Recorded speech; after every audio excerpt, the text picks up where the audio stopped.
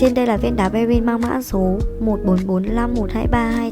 Viên đá có hình dáng oval. Dáng cắt này không chỉ giúp viên đá trông đầy đặn mà còn tạo hiệu ứng phản chiếu ánh sáng đa chiều vô cùng rực rỡ. Viên đá sở hữu độ trong suốt như gương, bắt chọn và tán sắc ánh sáng một cách mạnh mẽ.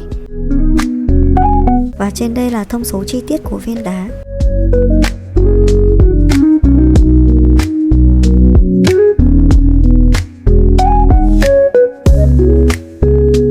Trên đây là một số sản phẩm tiêu biểu các bạn có thể tham khảo.